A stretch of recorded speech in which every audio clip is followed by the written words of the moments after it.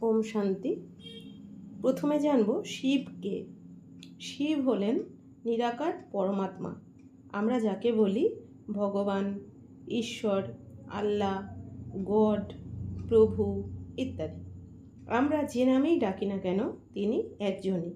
God is one.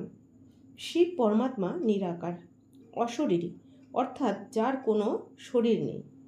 Shiva পরমাত্মা শিবলিঙ্গ রূপে পূজিত হন। শিব পরমাত্মা সম্পূর্ণ সৃষ্টির সৃষ্টিকর্তা বা রচয়িতা। তিনি আমাদের সকলের পিতা। শিব পরমাত্মাই সকল দেবী দেবতাদের সৃষ্টিকর্তা। তিনি ব্রহ্মা, বিষ্ণু, শঙ্করেরও সৃষ্টিকর্তা বা রচয়িতা।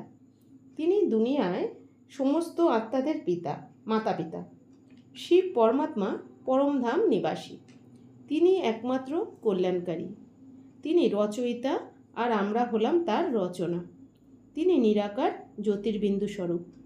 শিব পরমাত্মা সকল দেবী দেবতাদেরও পিতা। তিনি ব্রহ্মা, বিষ্ণু, শঙ্করের রচনা করেন, তাই তাকে ত্রিমূর্তি শিব বলে। শিবরাত্রি হল এই ধরাধামে পরমাত্মা শিবের অবতরণের সময়।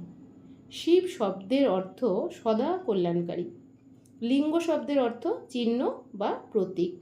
তাহলে শিবলিঙ্গ অর্থাৎ কল্যাণকারী প্রতীক বা চিহ্ন।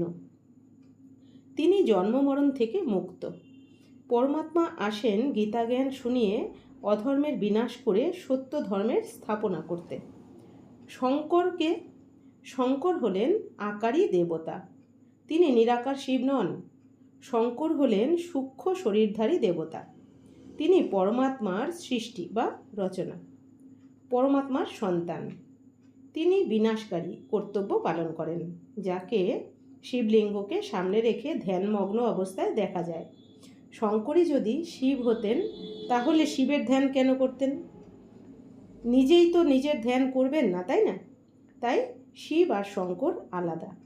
তিনি পরমাত্মা শিবের ধ্যান করেন, তাই তিনি হলেন যোগী পুরুষ।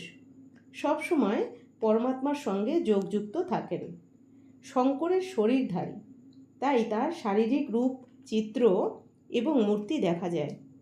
শঙ্কর হলেন পরমাত্মা শিবের সন্তান। তিনি হলেন দেবাত্মা, তাকে আমরা দেবতা রূপে পুজো করি। শঙ্কর শিব পরমাত্মার থেকে শক্তি নিয়ে বিনাশকারী কর্তব্য পালন করেন। ব্রহ্মা, বিষ্ণু, শঙ্কর দেবতা আর ভগবান হলেন শিব। তাই বলা হয় ব্রহ্মা দেবতায় নমঃ, বিষ্ণু দেবতায় নমঃ, শঙ্কর দেবতায় নমঃ। কিন্তু শিবের জন্য বলা হয় শিব পরমাত্মায় নমঃ। ওম শান্তি।